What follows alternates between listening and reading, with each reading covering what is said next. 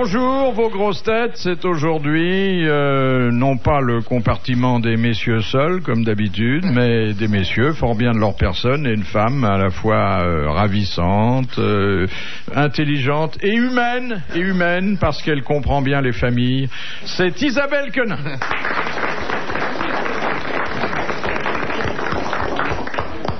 Et puis autour d'Isabelle Quenin, un chansonnier, c'est son origine, mais il sait faire maintenant toutes sortes de choses. Il peut vous faire des sketchs, il peut vous faire des parodies, il peut vous faire éventuellement les grosses têtes, puisque maintenant il est fait depuis près d'un an. Olivier Lejeune. Bonjour. Celui-là aussi a eu une belle évolution puisqu'il a commencé sur les stades et qu'il a il a commenté des épreuves sportives extrêmement sérieuses et que cet été, eh bien, il commentera Interville. C'est Thierry Roland. Bonsoir. Si un jour vous publiez vos mémoires, le tome suivant, des stades aux vachettes. De toute façon, je vais vous dire, Philippe, je ne serai pas un ingrat, je sais ce que ma modeste personne vous doit. Mais non. Pour les vachettes? Pour tout. Non, mais parce que les grosses têtes ont montré à Thierry Roland qu'il pouvait tout faire. Tu vois, quand surtout des conneries. Oui, surtout. C'est ce qui est le plus important. Surtout. Avant, je les faisais anonymement. Et gratuitement. Maintenant, elle vous rapporte de l'argent. Mais comme je lui donne raison, les conneries, il n'y a que ça qui concerne. C'est vrai. Tant qu'on peut. C'est l'antidote de la Et c'est un conseil d'orfèvre qu'il vous donne, car à un âge où tellement d'autres se prennent au sérieux, il a gardé sa souplesse physique et sa fantaisie native. Sim. Ah bah ouais. Vous savez, je viens de relire, parce que ça m'arrive de relire les grands, j'ai lu une phrase de Nietzsche. Ah, vous relisez Nietzsche? Quand même. Vous auriez pu me dire, j'ai lu Nietzsche, déjà ça m'aurait impressionné. Mais je l'ai relu, peut-être que vous n'aviez pas tout compris la première fois. Oui, c'est possible. Il disait, ô homme supérieur, apprenez donc à rire. Il disait ça, Nietzsche? Oui, Nietzsche.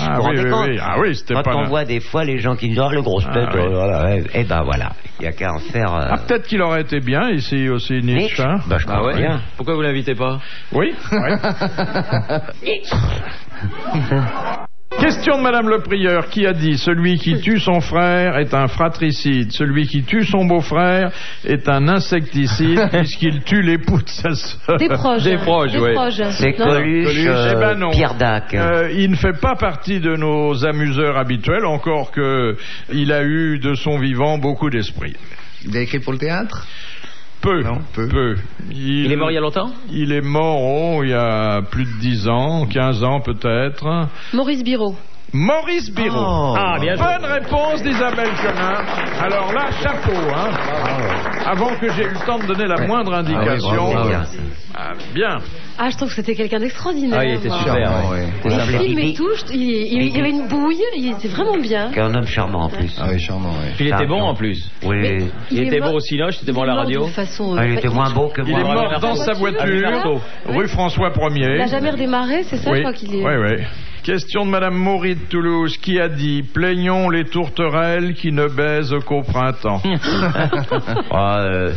D'art. Non. Alors, ça remonte au XVIIIe siècle. Et déjà le mot baiser. Oui. Enfin, elle était même à cheval sur le XVIIe et le XVIIIe. C'était une dame. Ouais. Elle a vécu très longtemps et elle n'a jamais décelé. La marquise de Sévigné. Non. Mais le marquis de Sévigné, le fils du marquis de Sévigné et le petit-fils du marquis de Sévigné ont été les amants de cette dame. Oh la vache. Ninon de l'Enclos. Ninon de l'Enclos. Bonne réponse d'Isabelle Quenin. Oui, donc effectivement, c'est un mot qu'elle pouvait utiliser. Elle. Oui. Mais il faut dire qu'elle savait de quoi elle parlait. C'était une technicienne. Quelle santé. Oh là là, toute la famille. Quelle carrière. Question de Monsieur Lattré. Où se produisit Brahms au début de sa carrière? Il était à l'époque pianiste. Dans un bistrot. Un bar. Non. Dans une cour royale. Non. Dans un grand théâtre. Dans un claque. Oui. Il était pianiste dans une maison. Oui. Et oui, dans un bordel. Bah oui. Bonne réponse de Thierry Roland. Question de Madame Lepelé. Pour quelles raisons les policiers et les gendarmes n'ont-ils pas les mêmes grades? Parce que c'est l'armée Ouais. ou la police. Ah non. La gendarmerie, c'est l'armée. Alors, Non. c'est vrai que la gendarmerie dépend du ministère de la Défense et que la police dépend du ministère de l'Intérieur. Mais c'est pas pour ça qu'ils n'ont pas le même grade. Il y a une raison ancienne. Par exemple, on dit d'un policier qu'il peut être assimilé au grade de sergent et le gendarme du même grade est maréchal des logis. Et vous voulez savoir pourquoi?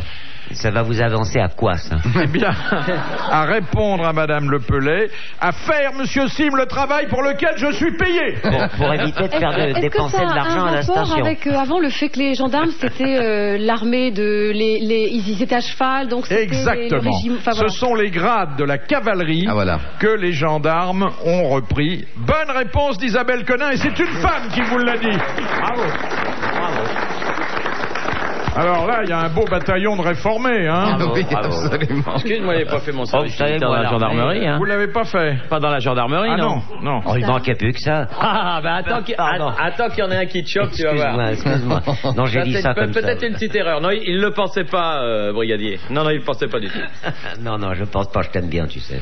Alors, une question de Madame Fortier. Qui était Ronald Bix? Ah oui, C'est celui le qui a cerveau fait du train Le postal. train postal. Ah oui, c'est le cerveau de l'attaque du train postal. Oh, c'est un génie. Oui. Sur quelle ligne? Glasgow, non? Glasgow-Londres. Oui. Glasgow-Londres, ils sont vraiment très forts. Bonne réponse de Thierry Roland et d'Olivier Lejeune. Véritable génie, hein. Beaucoup de respect pour eux. Comme celui-là. Respect, c'est Ah peut-être ouais, un si, peu c'est beaucoup. beau. C'est beau, ça. Mais Il n'y avait pas une goutte de sang, rien. C'est comme celui qui avait fait à Nice, là. Spaggiari. Ah, Spaggiari, c'était pas mal. Oh là là. Il avait bien creusé son affaire d'abord. Oh hein. là là. Oh ben, les mecs à Lima aussi, ils avaient bien creusé leur affaire, hein. Oui. Ils ont... Pendant C'est que les drôle mecs- comme tous les tunnels marchent bien sauf celui sous la Manche. Question de Madame Biglézer de Paris. Dans quel classement la souris et l'éléphant se trouvent-ils aux deux extrémités? Le plus gros et le plus petit. Non. Le plus intelligent, non? Mammifère. Tous les deux sont des mammifères, exactement. Mais l'un est au début du classement. Ah, c'est la reproduction, c'est la gestation. C'est la L'éléphant, gestation. 11 mois et... 21 jours pour les souris, 760 jours pour les éléphantes. Bonne réponse d'Isabelle Quenin. Cet homme dans un zoo qui est pris d'un petit besoin naturel, qui s'arrête devant la cage des éléphants, puis il fait son petit besoin, puis il y a un éléphant qui dit à l'autre dans sa cage, et tu crois qu'il peut boire avec ça? Question de Monsieur Palais d'Aurillac. Quel est le palais le plus vaste du monde dont la construction a demandé 323 ans? L'Escurial. Non. Le Taj Mahal? Non. La Grande Muraille de Chine. C'est pas un palais, hein? Non, mais presque. La cité interdite alors, non? Non. Le Kingham Palace? Non. Non. c'est aux Indes. Non. En Europe? Oui. À Madrid. Non. On ne dit rien, on le laisse. En Italie. Ah, pas mal. Non. En France? Oui.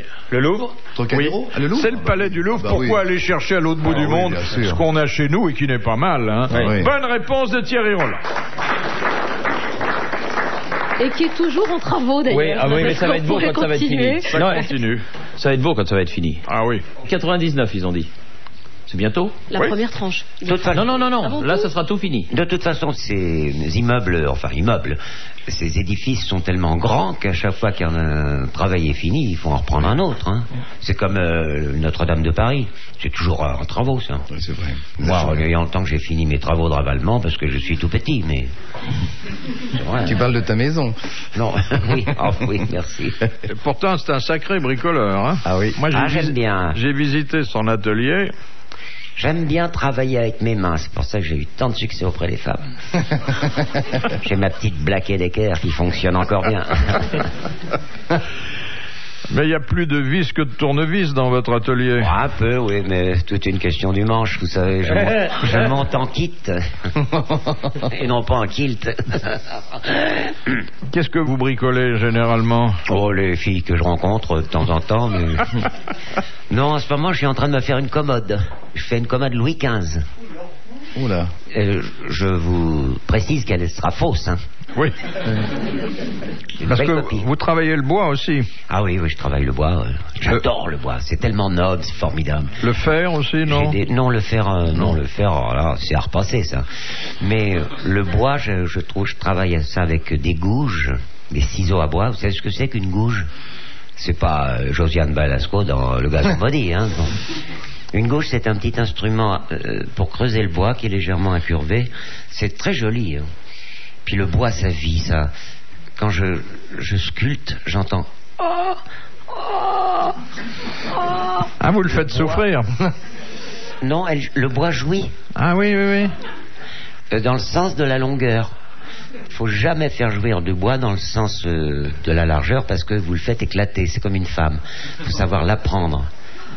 Pas uniquement dans le sens de la longueur, mais le travail d'une gouge et d'un burin. Moi, j'ai l'impression, quand je sculpte du bois, que je suis un amant.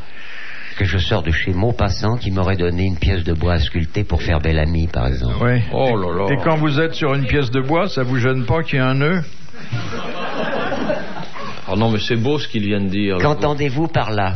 Non, mais et en plus, j'ai vu, il a vraiment un atelier avec plein d'outils. Non, mais c'était émouvant ce qu'il disait, c'était beau, et puis vous, tout de suite, badaboum, là. Oui, c'est vrai, ça m'a un peu gêné quand il m'a parlé d'une... Oh là là. Ça, c'est triste, Philippe, finalement. Je suis assez jaloux, moi qui je suis jamais arrivé à poser un clou, un seul clou de ma vie. Vous avez un sur le nez en ce moment. Et pourtant, vous en avez planté, vous, hein, dans votre vie. Moi, je sais même pas changer une roue, alors c'est pour vous dire. Eh ben, écoutez, on devrait partir en vacances ensemble. On serait emmerdés si on crève. Question de Monsieur Pardon. Pourquoi Cagliostro fut-il embastillé? Considéré comme Des mages. sorcelier, Sorcellerie. Sorcier. Oui. Vous avez transformé quelque chose de l'argent en or. Non. Alors c'est vrai que c'était un personnage qui avait un tas de pouvoirs paranormaux. Mais si on l'a embastillé, c'est pour une affaire précise qui a longtemps défrayé la chronique. Avec une jeune fille? Non. Il avait commis vraiment un acte délictueux? Il avait été associé à un acte délictueux qui a d'ailleurs constitué un vrai scandale à la cour. Ça a été un des derniers scandales avant la Révolution. Il a volé? Il avait volé? Il avait volé quelque chose? Il était complice d'un vol qui, encore une fois, a fait beaucoup de bruit. L'affaire du collier de la reine? L'affaire du collier de la reine. Bonne réponse d'Isabelle Cohn.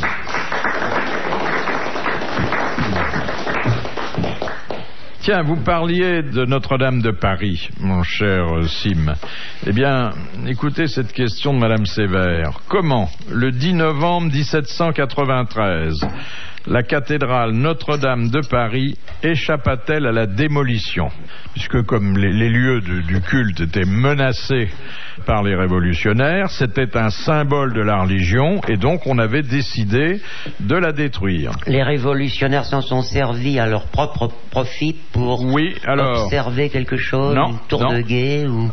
Quelqu'un a eu l'idée et ça a sauvé le bâtiment, de la transformer... En hôpital? Non. De l'utiliser... En assemblée, en lieu d'assemblée révolutionnaire? Le culte a vraiment changé du jour au lendemain. En maison de tolérance? Non. En hôtel? Une histoire de culte, tout ça. Hein. En orphelinat? Non. En léproserie? D'ailleurs, ça s'est toujours appelé... Enfin, ça n'a plus été la cathédrale, mais... En temple, en protestant. C'était le temple de... Non, c'était pas protestant. Le temple de la raison. Le temple de la raison. Et on est venu célébrer le culte de qui dans le temple de la raison? Danton Robespierre? Non.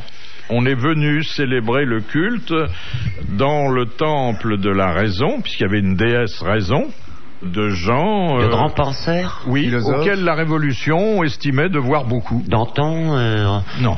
Robespierre?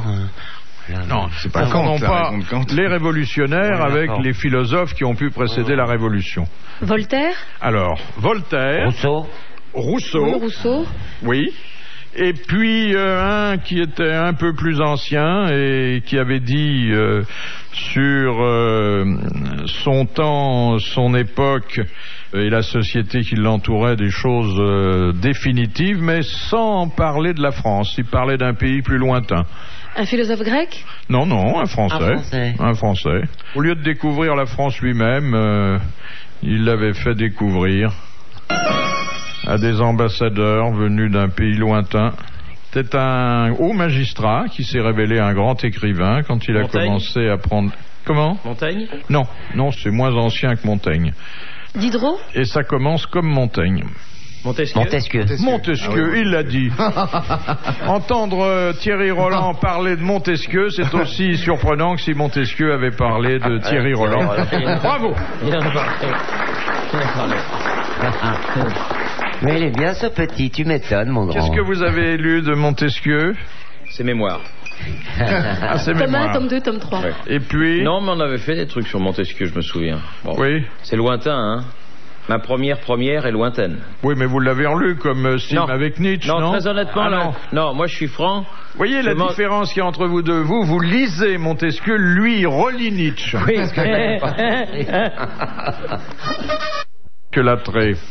En 1920, quelle sainte française fut canonisée en même temps que Jeanne d'Arc par Benoît XV? Bernadette, non? Non. En combien? 1920?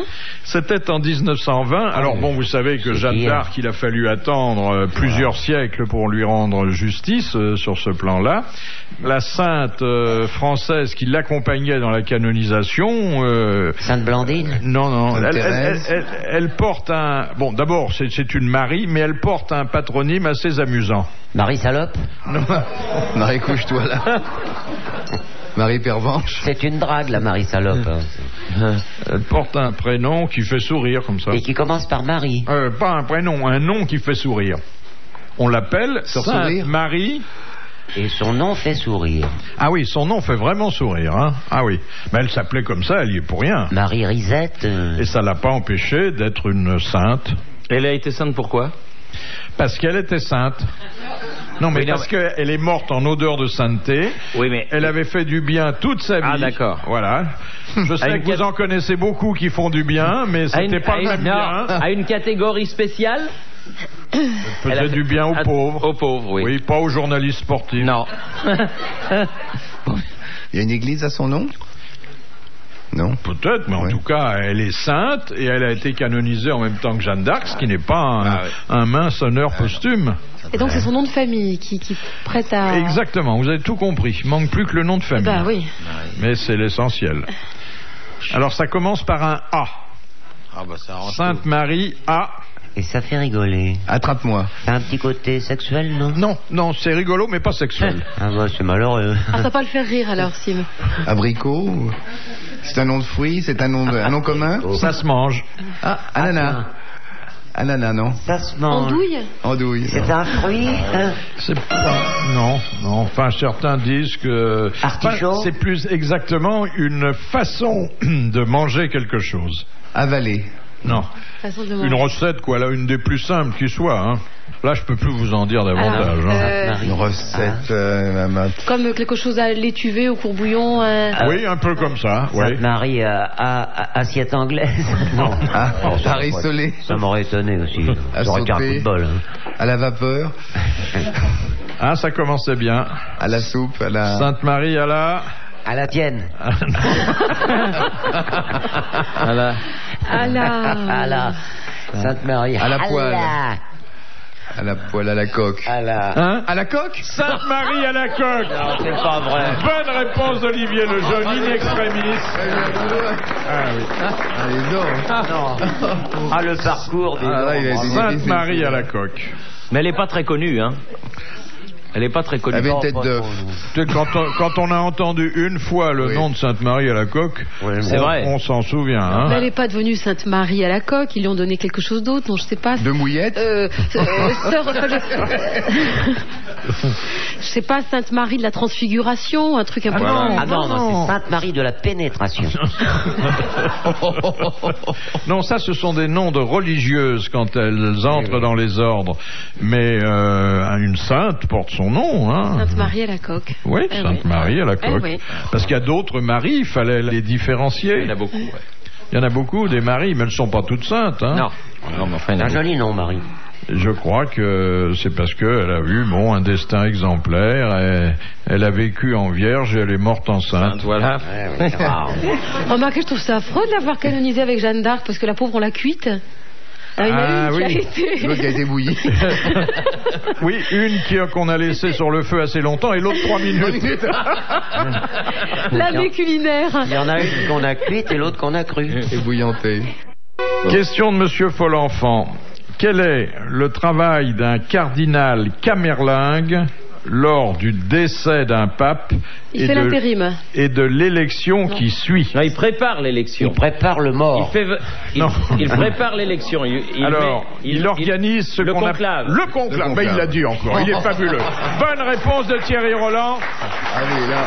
On se souviendra qu'en 97, sur les ondes de RTL, on a entendu dire à Thierry Roland, c'est le camerlingue qui organise le conclave.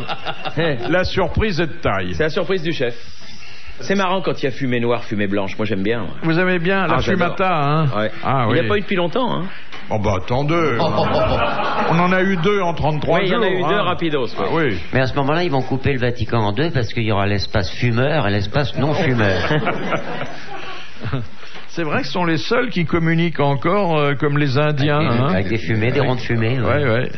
Mais en plus, ça n'avait pas arrangé la chapelle Sixtine, hein, parce que de faire du feu là-dedans. Bah oui. Ce qui est étonnant, c'est le tam-tam. Quand le pape est mort, on entend le pape est mort, le pape est mort, le pape est mort. Le tam-tam. Oui, avec la fumée des Indiens, on entend le tam-tam à l'intérieur du Vatican. Vous avez pas entendu ça? Non. Ah, si, moi non plus, mais...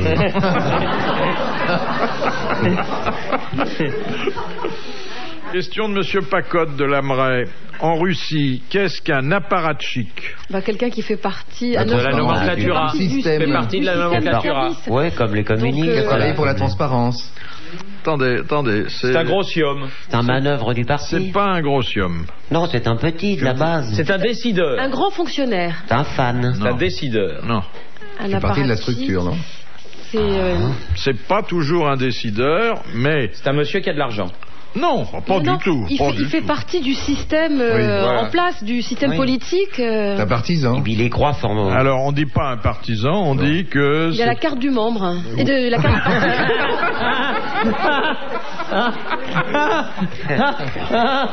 Alors là, La Oui, carte du parti. La je carte dis. du membre. bah, c'est pareil, le membre et les partis. Il est membre du parti, il a la carte de... Enfin, il fait ce qu'il peut. Voilà, Mais oui. il est dans le système. C'est un gros membre du Voilà. parti. Il a une photo avec son membre et c'est parti, quoi. Bon, ben écoutez, oui, c'est à peu c'est près ça. ça. En fait, c'est un membre qui est souvent influent, Convaincu. mais surtout permanent, Actif. qu'on retrouve dans les rouages du parti et à qui on peut faire appel dès qu'on en a besoin. Je pense que pour son lapsus, il faut attribuer la paternité et la maternité de cette bonne réponse à Isabelle Quenin. Question de Ah, il Monsieur en cherche une Blavier. difficile, là. Vous voulez quelque chose de Ah difficile? non, mais je vous vois chercher, donc je me dis, il en cherche une ou très facile. Non, parce qu'il non, est plus conservé. facile, c'est-à-dire Ah bon, j'élimine les difficiles Ah, maintenant oui. que je sais à qui j'ai affaire. Vous voulez quelque chose de difficile? Alors prenez-moi. C'est maintenant ou jamais. Hein. Oh, il faut pas attendre demain. C'est drôle comme ça se garde pas. Hein. C'est vrai? Alors, question de Monsieur Parrain. À quel territoire donna-t-on d'abord le nom d'Inde occidentale? En Amérique? Oui? Le Brésil. La Louisiane? Non? Non, Bah, l'Amérique elle-même. Exactement, Bien sûr. car Christophe Colomb croyait Pensait découvrir les que il avait atteint l'Asie. Bonne réponse de Sim. Question de Monsieur Ménérol de Clermont-Ferrand. D'où vient l'expression casser sa pipe? Mais parce qu'on mettait sur les gens qui étaient malades une pipe dans la bouche, et puis dès qu'ils perdaient connaissance, la pipe tombait. Exactement. D'ailleurs, on le faisait aussi pour les opérés, sur lesquels on intervenait sans anesthésie. On leur demandait, qu'ils ne crient pas, de serrer le tuyau de la pipe, et quand elle tombait et cassait, c'est que le patient était mort. Bonne réponse d'Olivier Lejeune. En parlant de condamnation à mort, vous voyez cette histoire du français, de l'italien et du flamand qui sont condamnés à la guillotine, et puis alors il y a le français qui met sa tête, et puis tout d'un coup le coup près tombe et s'arrête à 1 millimètre du coup, miracle, on ne sait pas ce qui s'est passé, on gracie le français, arrive l'italien, même chose, incroyable, on fait retomber la lame, et hop, elle s'arrête à 1 millimètre, et puis c'est au tour du flamand. Alors le flamand, on prend un bon bol d'air, il lève les yeux au ciel, et puis il fait « Ah, il y a un nœud à la corde !» Oui, bon, d'accord, j'en ai. Non, mais celle-là, vous pouvez la travailler, nous la représenter dans quelques mois. D'accord. Mais à propos de casser sa pipe, moi j'ai eu une aventure comme ça. Ma première dame a été interrompue par ma sœur qui a frappé à la porte de ma chambre, j'étais avec la dame, et qui m'a dit « Il y a papa qui te demande ». Et là, elle m'a cassé ma pipe. Était-ce vraiment utile et souhaitable? Non, mais est-ce que la vie n'est faite que de choses utiles? Franchement, je vous le demande. Ouais, c'est vrai. Vous sera beaucoup pardonné pour ce souvenir d'enfance précoce, hein? Oui. Oh non, j'avais quand même 21 ans. Ah oui, ah oui. C'était la première. Oui, oui. La fille en avait une petite quarantaine, quoi. C'est la tailleuse de mon père. Non, quand je dis tailleuse, c'était la femme du tailleur de mon père qui faisait ses vêtements. Ah oui. C'est pas avec elle que vous aviez fait ça dans une armoire normande? Ah, oui. Qui vous était tombé dessus? Oui, j'ai pas pu le faire non plus, j'ai pas eu de chance avec cette dame-là. C'était pendant la guerre. Oh, je me permets de la raconter une deuxième fois pour nos camarades qui ne la connaîtraient pas. Donc la femme du tailleur de mon père, qui n'était pas tailleuse en vêtements, mais qui aimait bien les jeunes gens, mon papa m'avait dit, tiens, je me fais faire un costume pendant la guerre, c'est rare, il a trouvé un coupon de tissu, et il m'a dit, viens, peut-être que tu pourras bénéficier de mes restants pour te faire une culotte courte. Alors, j'arrive là, et pendant que le tailleur prenait les mesures dans le bas de la boutique, avec mon père, quoi, il y a la tailleuse qui me dit, montez au premier, j'ai des coupons de tissu, alors, elle dit, je vais prendre vos mesures. Je la voyais arriver, hein. Et je grimpe au premier, et elle ouvre une superbe armoire où il y avait dans l'armoire des coupons de tissu. Et comme le coupon qu'elle voulait atteindre était au dernier rang de la hauteur, elle dit, est-ce que vous voulez me tenir? Et moi, je sentais bien où elle voulait aller. Elle monte comme on a tous fait pour grimper sur le rayon du bas, elle met ses pieds, et moi, je la tiens par la taille, comme ça, et je la sentais complètement frétillée, et à un moment donné je l'entends qui fait je dis ça y est, elle part, donc c'était l'armoire qui foutait le camp. Et l'armoire, heureusement que les 2 battants étaient ouverts, elle tombe, heureusement on a évité l'écrasement parce que le haut de l'armoire est tombé sur le dossier d'un canapé qui était un peu plus loin, on était comme dans une tente, quoi, comme une sorte de canadienne. Et là, à ce moment-là, elle a commencé à me déshabiller, à me sauter dessus, à me défaire, à me passer la main partout. Et malheureusement, le tailleur est arrivé en criant Christiane, je ne sais pas si c'est Christiane, et j'étais obligé de descendre. Et mon père, qui n'était pas dupe de ça, une fois que nous étions sur le trottoir, il me fait, tu sais, maman pourra très bien te prendre tes mesures, mais là, il n'y a aucune armoire qui nous tombera dessus. Vous avez une éducation sexuelle mouvementée. C'est un beau souvenir. Ah oui. Je me la suis faite dans une barque, quand même, cette dame. Dans une barque? Dans une barque. Parce qu'on était inondés. On était... J'avais la chance d'habiter une petite rue en bordure de Loire, et l'hiver, il y avait les crues, bien sûr. Bon, et je me souviens, on traversait la rue, elle habitait pas loin de là, en bateau. Et à un moment, j'ai pris l'allée qu'on appelait le mail, et sous les platanes, je me suis fait la bonne femme par une légère houle. Oh. Ça aide. J'avais mis les rames dans le bas de la... Quand je l'ai ramenée chez elle, elle avait les marques dans le dos de la... Les planches du truc, tu sais, que la carène. La barre de la carène, voilà. Il a l'air tout ému quand il raconte ça, je trouve ça très mignon. Parce que... Et dans un lit, vous n'avez jamais essayé? Oh non, mais il n'y a pas de risque. C'est très émouvant pour un jeune homme de raconter ça. Enfin, pour un jeune homme. Quelle vie, hein. Ah oui, que c'est pas fini, croyez-moi. Hein. Mais dans votre petit village, c'était la partouze continuelle, alors? On m'appelait le coq. Ah oui. C'est à cause de la crête. Oui. J'ai toujours séduit les dames parce que je n'étais pas le plus fort. Oui. Et je crois que c'est très important. Très important. Très important. C'est vrai, elle vous maternait. Question de Madame Materne de Soumagne. Dans quel cas la réédition d'une œuvre est-elle 10 fois plus volumineuse que l'original? Quand le livre est original, quand les pages sont sur un autre, quand c'est un autre papier. Ah, ça c'est un autre papier, il n'y a pas de doute. Quand on laisse les notes de la rédaction? Non. Quand on écrit plus gros? Avec le même texte?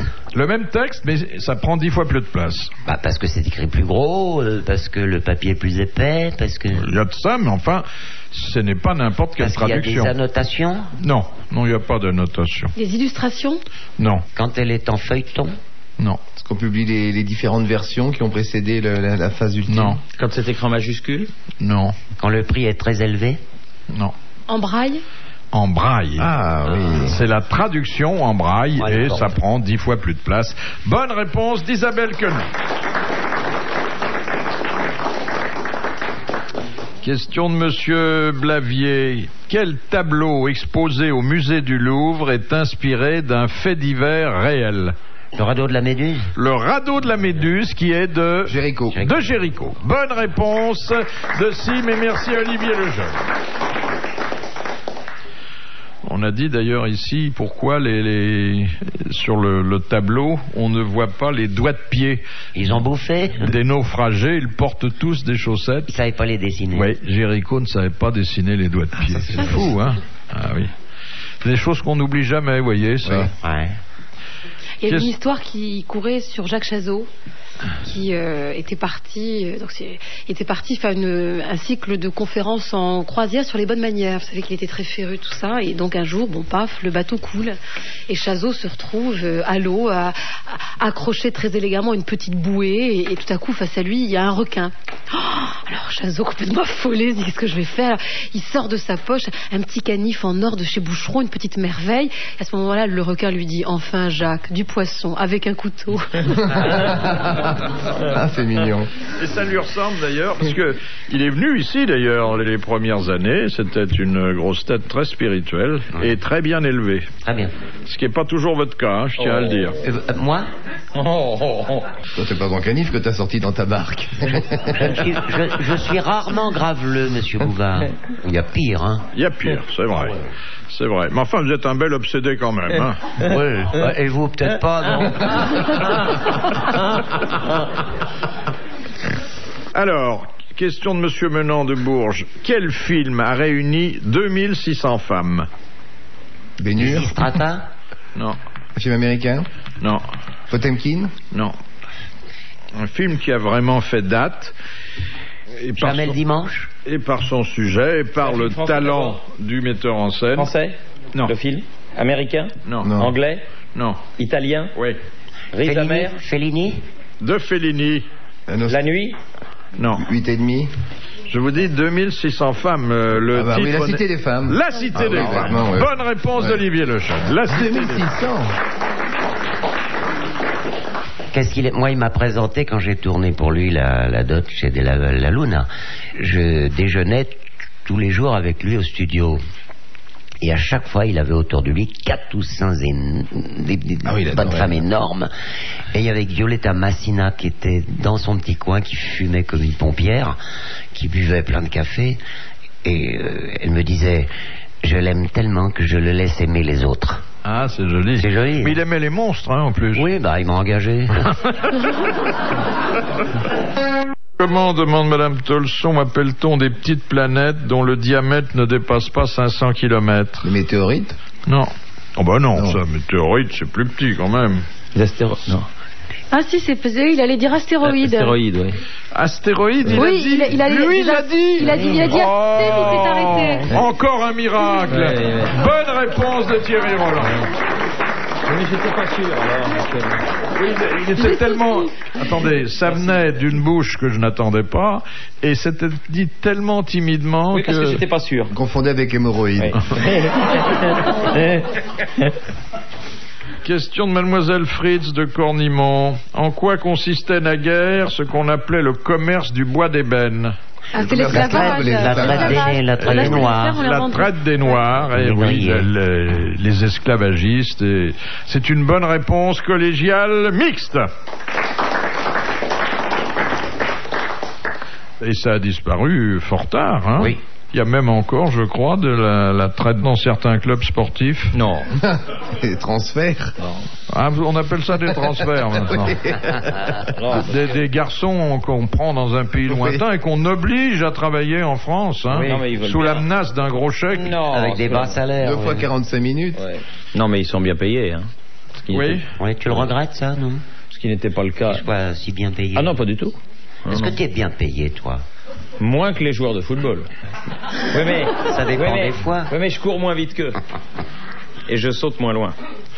Oui, mais vous sautez encore plus souvent. Hein. Oh, Non? Oui, mais pas sur le ballon. c'est pas une certitude. Ça se calme? C'est pas une... Non, mais c'est eux que ça se calme pas. Est-ce que ça coupe les jambes avant un match? Paraît que non. Non. D'après. Oh non, moi je suis là pour en témoigner. C'est parce que je joue pas au football, mais... Mais les troisièmes mi-temps sont quand même très hautes en couleur, hein. Mais pas au foot, c'est le rugby. Ah, c'est surtout au rugby, oui. C'est le Au rugby? Au rugby Ah, plus oui. qu'au foot. Pourquoi? Parce qu'ils sont... Mais parce qu'ils sont plus bons vivants. Oui. Je pense. Il y a une tradition. Il y a une Puis d'abord, ils sont pas tradition. payés. Ça vient de. Oh, si, ils sont payés maintenant, mais ça vient de petits villages. C'est plus la famille. Ah, ça, c'est spectaculaire. Hein. Ah oui, je vraiment. vous verrais bien dans une troisième mi-temps. Ah oui? Ah Il fait oui. le ballon. Enfin, Parce que quand vous êtes coincé par des mecs qui font tous 2 mètres pratiquement et qui pèsent 100 kilos, c'est dur de s'échapper. Hein. Et alors là, Mais qu'est-ce qu'ils font exactement? oh ben ils font tout. Une mêlée ouverte. Ils boivent, ils vous arrosent, ils reboivent, ils vous re-arrosent, Ils chantent. ils mangent. Moi, je me suis trouvé une fois dans une troisième mi-temps. Je faisais un gala dans un coin du sud-ouest. Et après, il y a eu un cocktail très animé. Et il y avait un monde fou. Et il y avait Spanghero.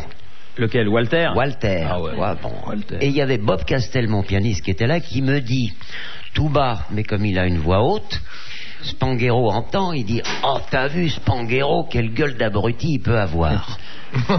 Spanghero se retourne et croit que c'est moi qui a dit ça. Il m'a pris par la cravate, il m'a relevé Oh, oui, au-dessus oui. de tout le monde, Oh, oui. il m'a dit, tu répéterais ce que t'as dit.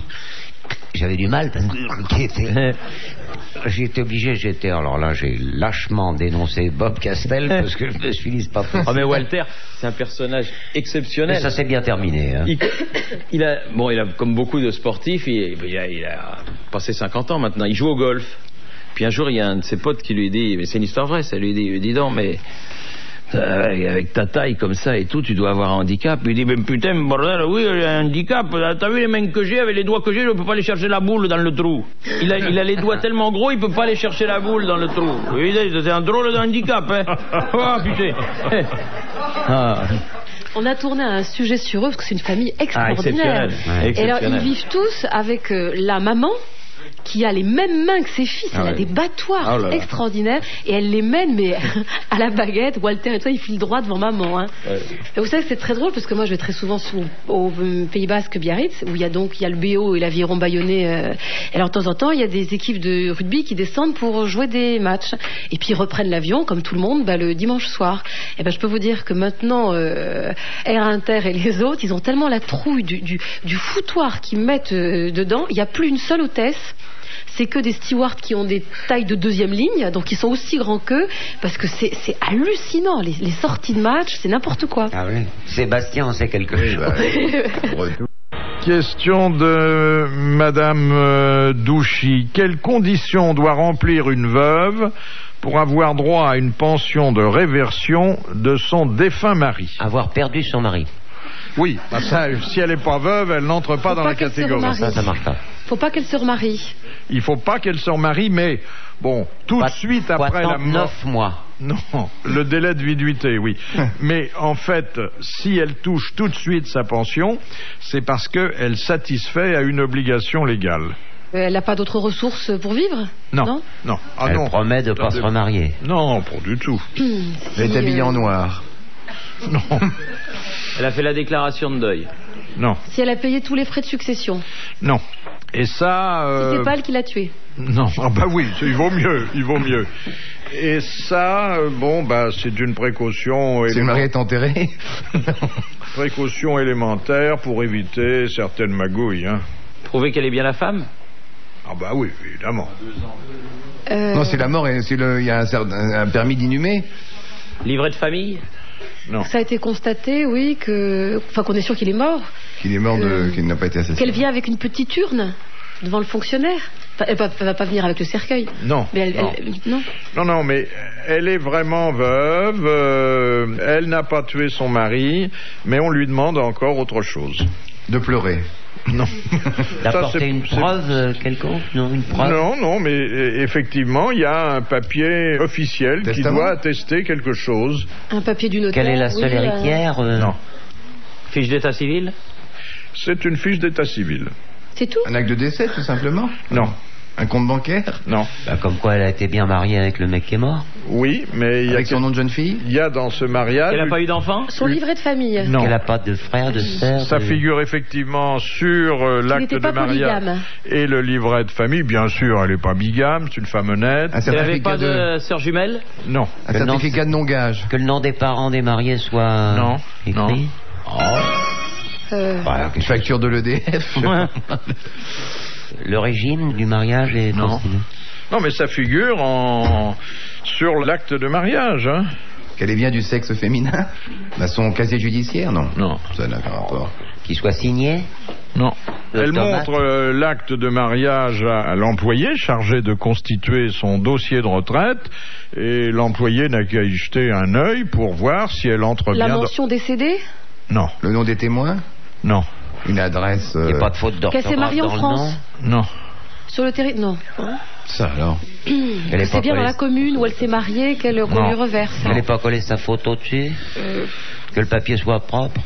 Non, on ne fait pas de gestes, madame. Il y a des gestes dans la salle, j'ai pas vu. De toute façon, il y a trop de doigts, là. Il y a une petite croix à côté du nom du mari. Non. Sauf si le mari était analphabète, mais autrement, non. Pourquoi il y a beaucoup de veuves dans la salle en ce moment? Voilà, applaudissements mérités pour Madame Douchy.